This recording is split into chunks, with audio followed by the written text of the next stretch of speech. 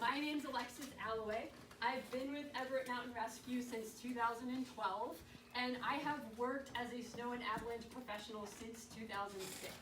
I am a lead instructor for the National Outdoor Leadership School. I'm a course leader for winter courses as well as glacier mountaineering courses around the world, from Alaska, India, Patagonia, up in the Coast Range quite a bit. I've been managing avalanche hazard in my NOLS work, which I do 3 to 6 weeks per year these days. I also do some work for NWAC, half dozen courses per year, teaching awareness courses and doing some field work for them. And then I am an avid backcountry skier. I ski 40 to 50 days per year for the last several years.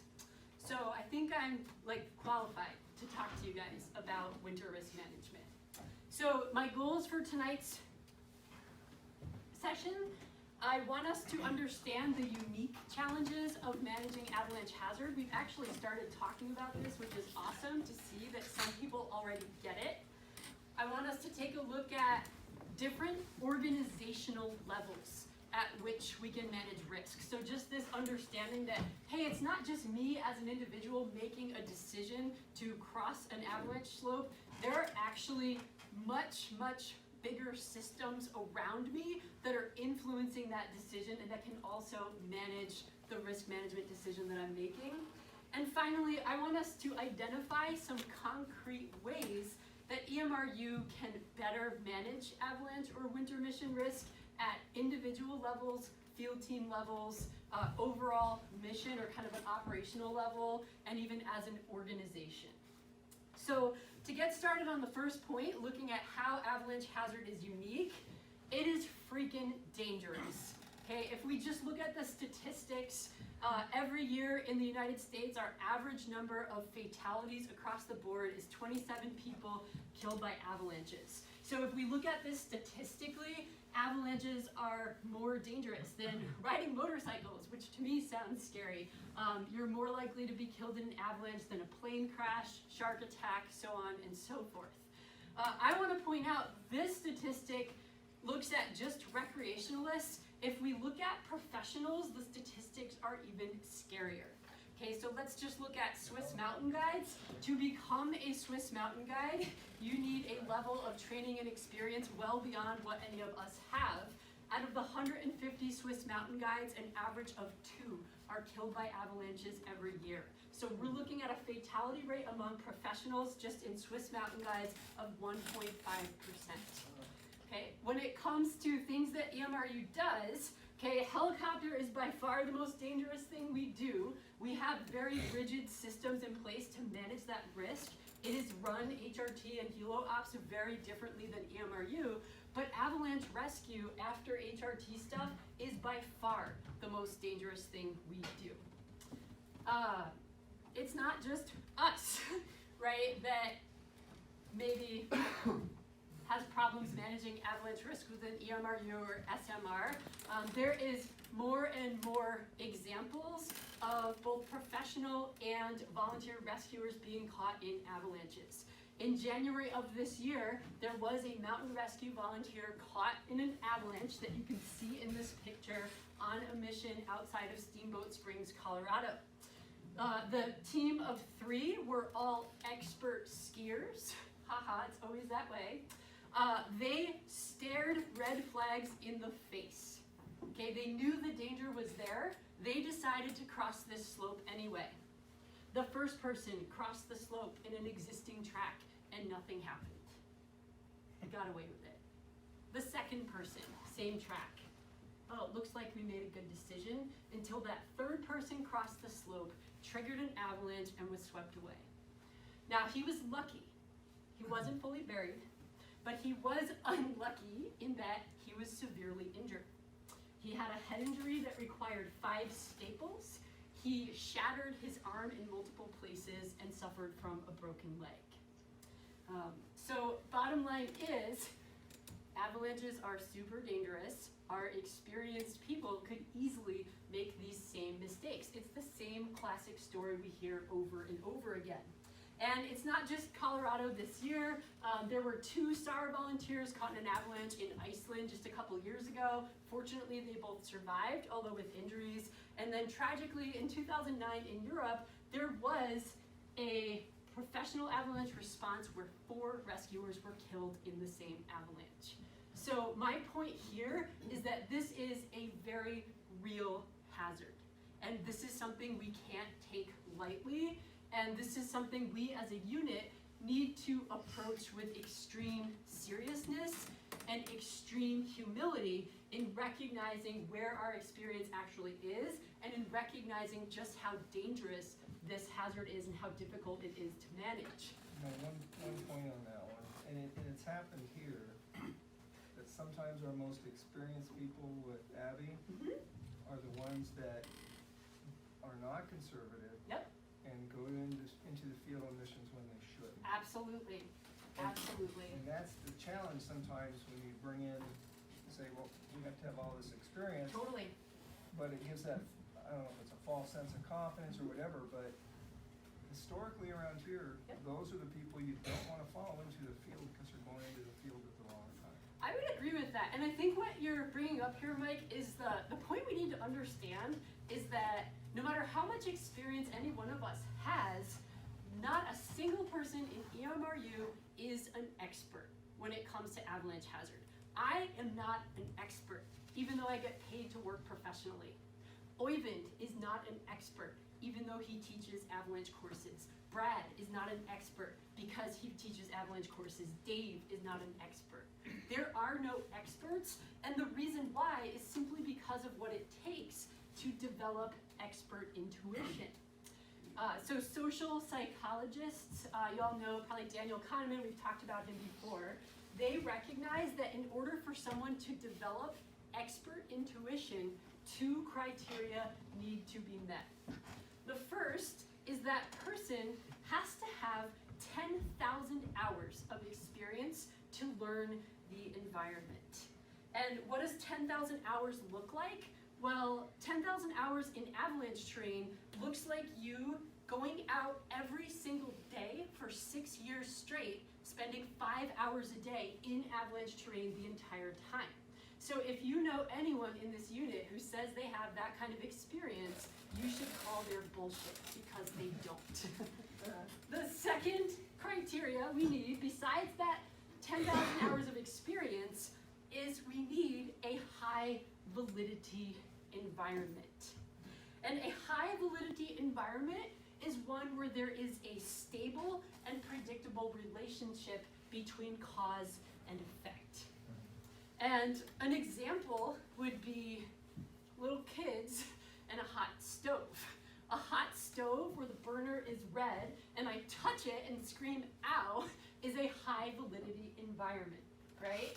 Cause, I touch this hot burning heaty thing. Effect, ow, I'm in screaming pain. I just got instantaneous feedback that I made a bad decision, and little kids quickly become experts at recognizing not to touch the hot stove after they do it one time. So, when it comes to avalanches, the reason avalanche hazard is so difficult to manage is because avalanches are not a high validity environment. First, we have to recognize that, okay, even if, let's say I have a lot of experience in avalanche terrain, there are avalanche problems, there are different types, and they behave in entirely different ways. So there's no one person, even the most experienced guide in the world who spends every day outside, there's no way they're gonna encounter the same problems and same conditions enough to start to get enough validity. And then the other thing is, with avalanches, there is not a reliable relationship between cause and effect. And we see that repeatedly with the stories of, oh, first person crossed the slope, no problem. 12 people skied the slope, no problem. But then the 13th person skied the slope and it slid. And so the problem with the avalanche environment, it's what we call a wicked learning environment, because it is one where we don't get feedback. It is one where even perfectly smart and educated people might make a statement like, we were correct about our stability evaluation because the slope did not slide. That is just wrong, okay? It's not that we made the right decision, it's, hey, we got away with it this time because we didn't hit the thin spot to trigger it. So this kind of brings us to, unfortunately, because avalanches are a wicked learning environment, they bring out our human factors. All these personality flaws and imperfections in our reasoning and the stories we tell ourselves to convince ourselves that we do have the experience. And I'm just gonna read this quote because I thought it was so good. This is from an article Powder Magazine ran called Human Factor 2.0, highly recommend it. So this is a forecaster talking about avalanche incidents. And sometimes the hazards are not so obvious, but a lot of times somebody with experience who had the opportunity and even the education to see the signs is the victim. They had the tools, but for one reason or another failed to assess what was under their feet. They got caught up in heuristics. They were moving too fast. They were following someone else's lead. They'd done it before a bunch of times and nothing had happened. People do this stuff for years and they get away with it. Luck will carry you a fairly long way, but all it takes is once. We see it. Boom, you're dead.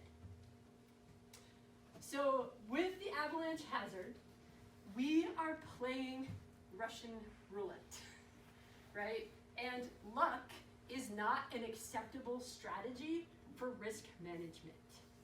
And so what I want to really get us thinking about today is how can we use a systems approach to putting in multiple layers of risk management that can better protect us against this wicked learning environment, this very difficult hazard. And I'm gonna introduce something called the Swiss cheese model of accident causation. Give me a thumbs up if you're familiar with the Swiss cheese model. We've maybe talked about it before, doctors, pilots, people like that probably are versed in this. So Swiss cheese model, to put it kind of simply, we have hazards on one side, and then we have layers of defense between us over here and the hazards. Okay, so we can think of each Swiss cheese with all little holes in it as a layer of defense. Now, every layer is gonna have some holes in it. It can't be totally perfect. And some of those holes are due to active failures, which is basically a decision that some person makes that is wrong. So like an active failure would just be me standing at the top of a slope, I look the red flags in the face and I say, I'm gonna ski it. I'm making a bad decision. That's an active failure, an individual's decision. And then some of the holes in our risk management defense are just due to what they call latent conditions, or basically the kind of background or things that aren't exactly there, like the factors leading up to it. So with the Swiss cheese model of accident theory, the idea is that, hey, most of the time accidents actually don't happen because with these layers of defense, okay, it might get through one layer, but in order for an accident to happen, it actually has to get through every single layer, right? So bottom line here, you guys tell me, if we're thinking of, okay, Swiss cheese, I've got these different layers. What do I need to do with my cheese to better protect me against the hazard? There's a couple things I could do. How can I prevent? What's that? Use a different kind of cheese. Okay, maybe I could. Maybe I could find that perfect cheese where there are no holes in it. That's probably not realistic. But related to the holes, if I can't perfectly close them, could I shrink them? Yeah, okay, so maybe making fewer holes in each layer or making those holes smaller. That's one way. What else could I do, thinking Swiss cheese-wise? Slice a hole. Okay, I could slice it thicker, I could twist the cheese around, and really I'm kind of getting at just adding more layers, right? We have more layers of armor to defend us against ourselves. So first thing I want to do tonight, in terms of looking at this organizationally, is I just want to share how we use the Swiss cheese model in some ways, or we use a systems approach in the work that I do at NOLS in our winter program. NOLS winter program, we run backcountry ski and avalanche courses, splitboarding in some of the sketchiest snowpack you can find in the US. We operate in the entire greater Yellowstone ecosystem from the Tetons, Togetee Pass, which is super sketch, the Wyoming Range, etc. A unique challenge of NOLS is that we often operate without a professional avalanche forecast because we are out of cell phone service. It can be difficult to be checking in all the time. Something I want to share is that NOLS had an avalanche fatality in 1992, and this fatality significantly changed how we manage risk as an organization. In 1992, this is the Absaroka Range up near Togetee Pass, which has a notoriously thin snowpack, creating persistent weak layers and deep slab instabilities that are very difficult, if not impossible, to manage. We had a course out in the field, and the course traveled maybe in a group of 10 or so people on a day trip. They crossed a slope, all 10 of them or whatever, and built a new camp basically. And then on the way home, they crossed that same slope. And that slope avalanched as the 19th crossing of the day happened. Okay, so the other 18 crossings, they got away with it. And what's particularly frightening about this is they were on a 20-degree slope, remotely triggered a persistent weak layer above them. Richard was buried. He was uncovered within 5 minutes through companion rescue, but he was dead. And as a result of this fatality, part of his family's settlement with the school was his wife saying, hey, you guys screwed up, and NOLS owned that yeah, this accident, when we look at it, it was entirely preventable. And the family agreed not to go after NOLS because NOLS agreed to take a whole new look at how we run our program and to take a systems approach and tighten things up.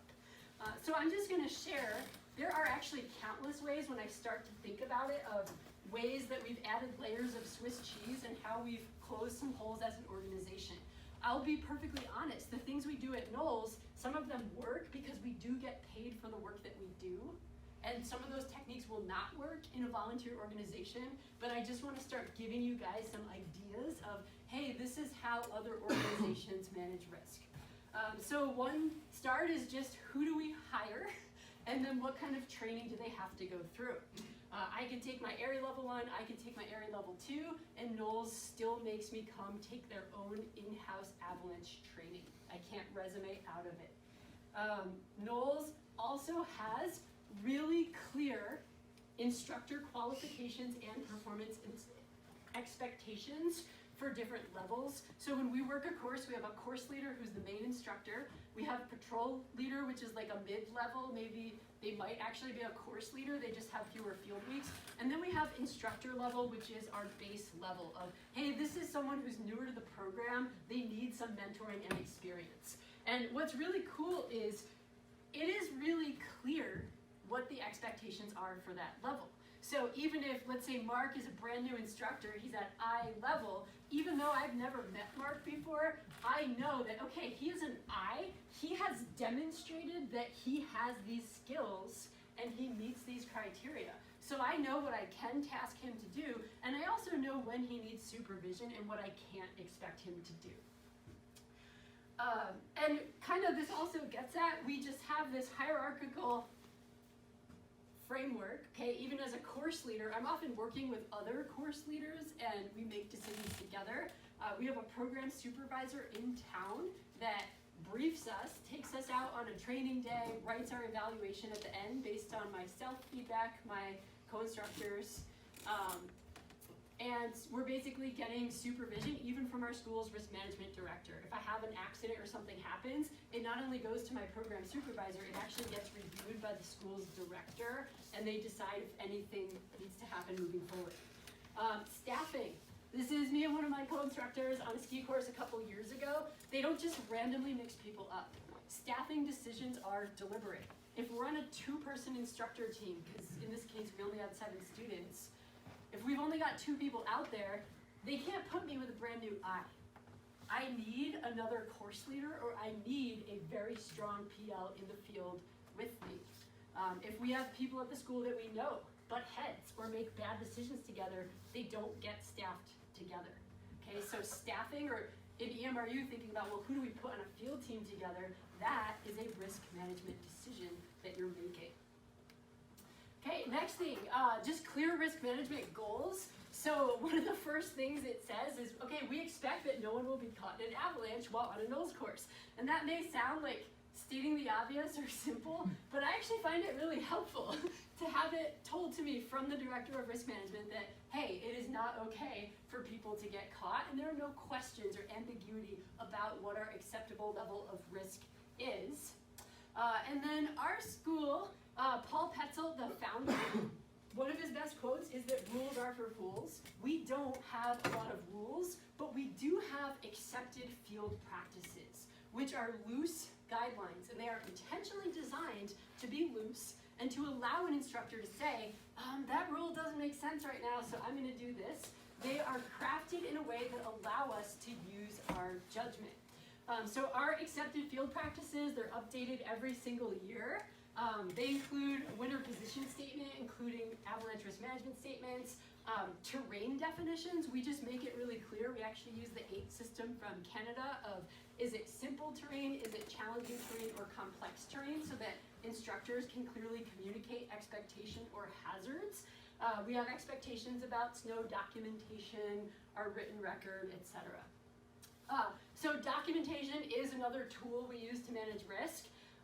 So that's like my field book, and I might roll my eyes of like, oh God, every course I have to dig a study pit to the ground, which like last year was agonizingly painful. This is stupid, I don't need the information, but I actually can say I appreciate that, okay, having that forced documentation that is reasonable over 2 weeks, I can find an hour to dig a pit, has actually helped me learn a ton about snow science that I otherwise wouldn't know. And then we use our documentation to make decisions, right? My memory, I can't remember what I ate for breakfast, so if I'm trying to remember my snow observations, my co-instructor snow observations, it is really helpful to have it written down, and when we're having our morning guides meeting, we can look at our books and share the facts with no confusion and make decisions based upon that. Some other little things, so at NOLS we do have near misses like any organization will, and we have a culture where near misses are clearly defined. So we go out in the field, and on winter programs, a near miss is any unintentionally triggered avalanche. If that happens, as a course leader, I have to fill out a form and submit it to risk management. And it's not a big deal. It's not even like I'm gonna get in trouble, but we're just documenting this is what happened. And we do look at it of like, hey, can we learn anything from that? And then we share it. This close call in the Palisades, our Director of Risk Management helped an instructor write up a major close call we had where we triggered a deep slab. Luckily, the instructors triggered it from the top right as they were peeling skins to ski the slope, so no one was hurt. But we did like publicize that. We publicized near misses within the school so that we can learn from institutional memory, and we just have a culture of, hey, we're not picking on each other and saying, you're stupid, you really fucked up.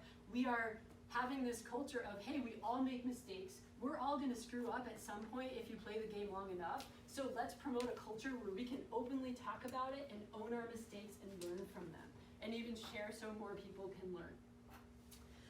So when you think about like all these layers of Swiss cheese that we have at NOLS that I honestly don't find unreasonable or burdensome, I am proud to say that NOLS has had a really good track record.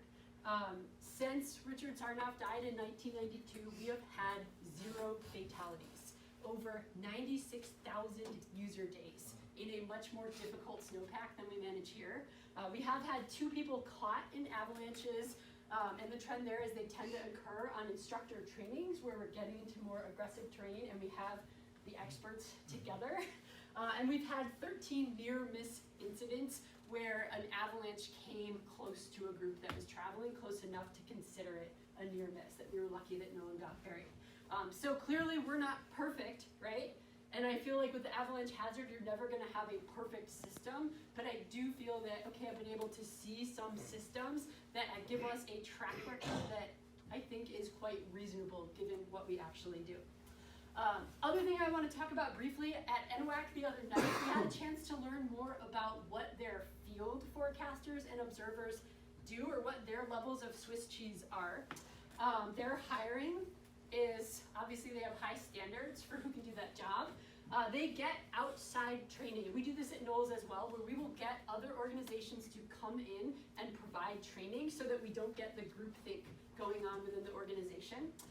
They make trainings mandatory of, hey, it doesn't matter how many years you've been a forecaster, you have to go to these trainings every single year. They also have accepted field practices for their observers. They have a morning plan, and what I really like about their morning plan is, okay, if Dallas Glass is gonna go out skiing to make observations, he has to fill out this very detailed explanation of his terrain choices, or what we call a run list, and it has to get approved by somebody else. Okay, that really like sits with me of, wow, here's someone who has more experience than I ever will. He has to get his trip plan approved. If he gets in the field and decides to change the plan, he has to call. He has to make a call so that someone else outside of his party, someone who's not in the field subjected to human factors, has to agree that it's okay to change that plan. NWAC actually has some really clear rules about what equipment field observers have to carry with them, as well as some suggested equipment. They do use DeLorme InReach devices to track their observers in the field. Interestingly enough, they did have a near miss last year, and they actually, Forrest was in the office and saw the avalanche happen as the GPS track, he's going up, and all of a sudden we took a couple 100-foot ride. And then finally, NWAC has transparency with their own near misses. You can actually read about that accident. It's on their public reports on the website. So they also promote a culture of, hey, we're all gonna screw up, this is tough business, but when we do, let's publicize it so that as many people as possible can learn from it. So what I wanna move into now is getting y'all thinking about the Swiss cheese model within EMRU. And maybe we could start by just identifying what are some layers of Swiss cheese that we currently employ to manage avalanche risk. So maybe I'll give you a minute and just either think or talk to people around you. You gotta brainstorm first.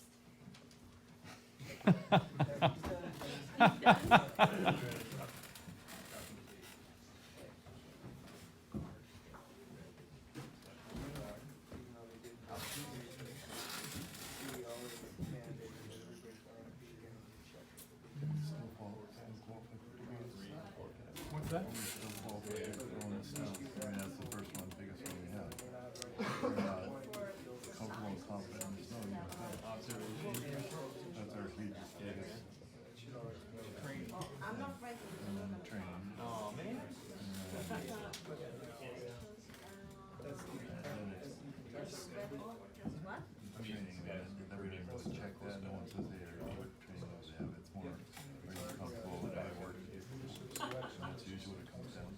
Okay, I'll give you like 20 more seconds to finish brainstorming. Yeah, you're right, I didn't think about that. So just assume we're gonna ask the idea of people who have snowshoes or ice axe to have. Question where. Okay, can I get everyone's attention back up front? And if you're willing to share something you've recognized as, hey, this is one layer, can I get any volunteers?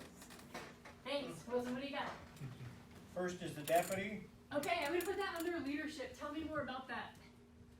The deputy has the ability to say yes or no Yep. right up front. Great, the deputy can decline a mission right away without even sending it to EMRU. That is absolutely a layer of Swiss cheese. Second is the ITC. Yep. Okay, tell us more about that, especially for newer members. Like, how is an ITC making risk management decisions? So they can look at it and say, I don't think we should go there. Yep.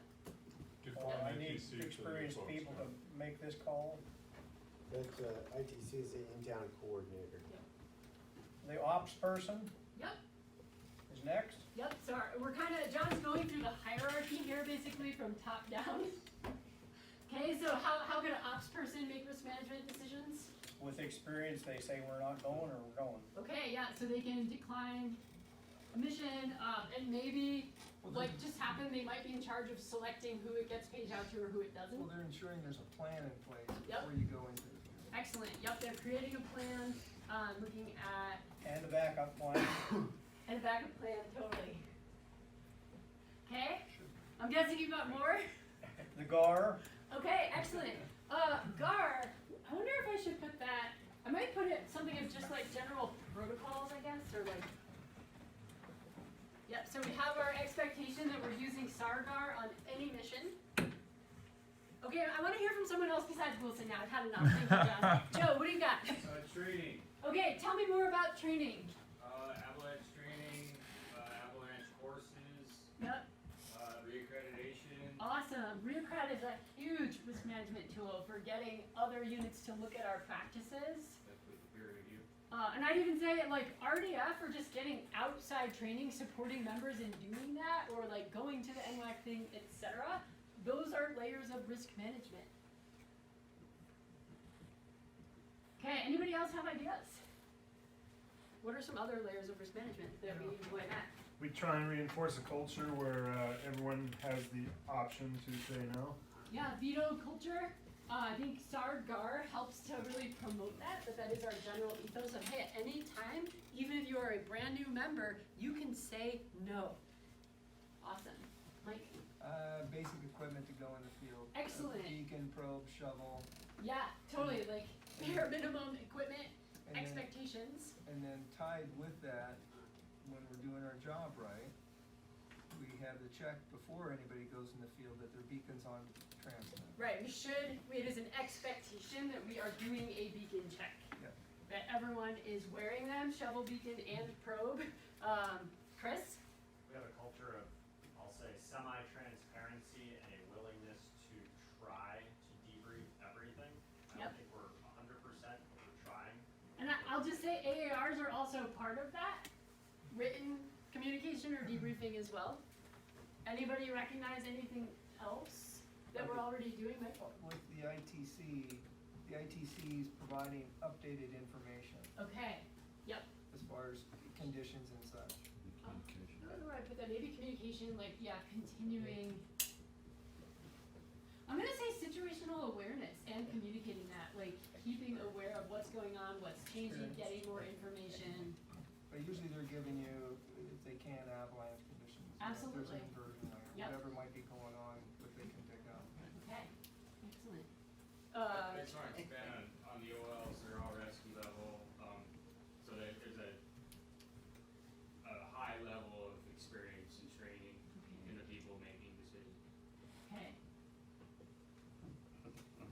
Ken, did you have your, Yeah, information sources, you've got weather, you've got spot forecasts from NWAC, you've got trip reports from other people who have been in the area. Yep. yes, ski patrol, we have relationships with different ski Turns out patrol, you're fixed. the WISDAT, like, we have relationships or the ability to get information from people who know a lot better than we do. Anything else? I'll take one more that we from do during a mission, Mhm. if it's being run correctly, we get updates from the teams in the field, so we get real-time information, Yep. from the field Yeah. to reassess. Well, and even just an expectation that, you need to be able to communicate. We talked about this in our last rescue Communication, meeting. yeah, it's a basic. Yeah, we have basic comm standards that you need to be But that reachable. feedback, so you can at least get some. field reports. Yeah, field reports, so Yep. you can reassess whether or not you even want people in the field. Excellent. And you know, I just mentioned the rescue committee, that is absolutely a risk management tool that we have kind of in our leadership, where the rescue committee meets to look at specific missions that need further debriefing than we might have in a public forum here, and to decide any action items. So I look at this board and I actually see like, wow guys, we're actually doing a lot of really awesome things already. Being at other units, discussions about avalanche risk actually makes me really psyched to be part of this unit, because I think overall, in general, we have a really good culture of safety, and overall we have a good awareness. However, I think the most recent mission at Mount Baker shows that like, hey, we're all humans at the end of the day. We are all gonna make bad calls at some point, and we need systems in place, as many layers as possible, just so that one person's bad call doesn't turn into this Swiss cheese catastrophic failure that results in somebody being hurt or killed. So I'd be curious to hear, throughout tonight's entire conversation, has anybody come up with any ideas of, are there things we're currently not doing that maybe could help us either add layers or shrink the I have a holes. question about the layers. Yeah. At some point, will the layers ever become unwieldy? They absolutely could, and I fully agree that, yes, they totally could. We can go too far on the bureaucracy. We can have too much rigidity, too many rules to a point where the rules are for fools and they're stupid and they don't allow for situationally appropriate judgment. Would it be fair to say that the best solution to having too many layers is to have fewer holes in the layers that we're going to employ? Sure, we don't necessarily need extra layers, it's just how can we tighten up. So, as I mentioned earlier, we're still not consistently, tracking teams in real time in the field. Okay, so I'll put all our improvements, potential improvements in green down here. We could do better. I don't know where I'll put that, maybe organizationally of tracking teams. Excellent, thank you, Guy. Other thoughts, Joe? Well, we talked about a checklist for years and never really like put anything out there individually. Avalanche checklist, I know we had a field guide come out last year. Okay, and I might, if I'm understanding you correctly, so it's taking this idea of, hey, SARGAR is a tool, but it's actually a pretty inadequate tool for assessing avalanche danger. If we're just talking about like environment, that's just not enough. So this idea of let's get a checklist that makes sure we're not forgetting anything, and it's not telling you you have to do this or if that, then that. It's just a reminder of have you asked these very important questions in your decision making or in your GAR analysis. Suzanne. Well, I like what you said about promoting a culture where we can own our mistakes and learn from it. And the whole idea of publicizing it, and that takes a certain level of trust. And I think generally speaking, we're doing a decent job, but I think we can do better. Okay. I would agree with that, yeah. So I actually have a question. Sure. I know you guys debrief each mission here. Yes. Do you also allow for individuals to get that personal feedback saying, hey, you did this really well, hey, this is something you could work on? I would As an say individual and a team? it is something we are not very good at. And I get it, right? So at NOLS, we debrief like hell because we can and we have the time. Missions frequently end at 3 in the morning. You are obliterated. You have to drive home and like stay awake for that. People are grumpy. People are tired. We might have like kind of half-assed debriefs there, but oftentimes I would say the true debriefing, like it kind of happens behind closed doors at an entire meeting, or just I might call Joe and be like, Joe, I struggle with this from that team we were on. Can we talk about this a little bit more? So maybe like just finding ways to do a better job debriefing. Like I don't necessarily have answers, but I do think that thorough debriefs in a private setting, again, there's stuff we really don't want to be talking about in a huge group, but we need to find ways to have those conversations more.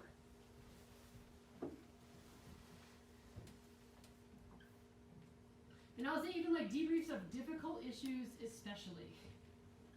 Because obviously like to tell you did an awesome job is really easy and I can do that publicly. Other thoughts, Donnie? Something to maybe with like an avalanche terrain, making observations or getting everybody on the same page, something, you know, like out truth is something that's used out there. Or like just a way to share observations and Yeah. speak a common language. And if you come to the Out Truth training, again, that's the whole point of Out Truth is, hey, it gives us a common language for recognizing red flags. If we all train on the same tool and know how to use it, there's not ambiguity or confusion. Any other final thoughts, Michael? In terms of training and getting to know each other, is there a way to expedite sort of private trips and make them part of the system? Speaking for myself with the not so fun schedule, how do we sort of coordinate with each other a little better? Yep. And then, sort of, I'm open to learning, under the circumstances or any other circumstances. The other thing a little different, is there like a near-miss log that would also include personal experience? Anybody? I got an answer to that? I don't think so. I mean, I'll fess Okay. up. Yeah. I think near misses are analyzed by the rescue committee on a case by case, but in terms of a long-standing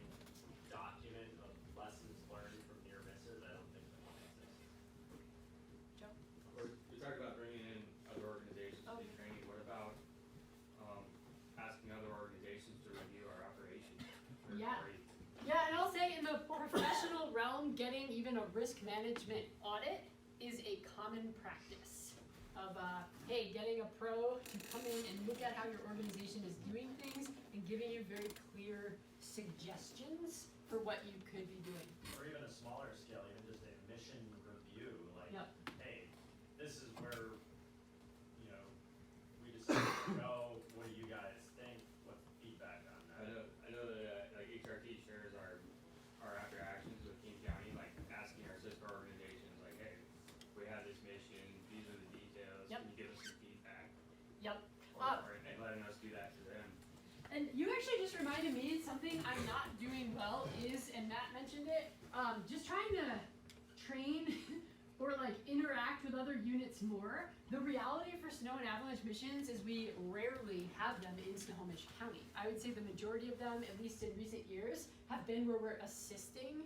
And just looking at user days, like Snow Quality Pass is where shit goes down, like that's where we're most likely to be deployed to, and just the more we understand like FMR and SMART and all those people and how they operate, the more effectively we can manage risk when we're on teams with them. Maybe I'll take one or two more ideas. Suzanne. And making sure that we continue to nurture a culture of, we are constantly evolving, we are never done, kind of continuous improvement. Oh, can we call that a growth mindset? Yeah, and the whole idea of, you know, experimenting, trying things out. Yep. And letting go if it's not working. Yeah, but just being willing to try stuff. Exactly. That is something I think we could improve on. And recognizing that, hey, just because we say we're going to try it, it doesn't mean we're married to it forever. Maybe we'll toss it out the window in 6 months, but let's give it a chance. Okay, I'll take one last idea. Make it a good one, because it's the last one. Ken, I totally trust you. Just thinking of equipment and what other people are doing, you know, the tracking teams, you mentioned GPS monitoring, radios will do that automatically for you, and it might really cut down on radio chatter too. It wouldn't be calling up asking where the hell you are all the time. Okay. But that, you know, you'd know where all your teams were exactly in the field. Yeah, and then think about how many times comms are a risk management issue or like a significant frustration. It's probably also time to revisit airbags again. Yep.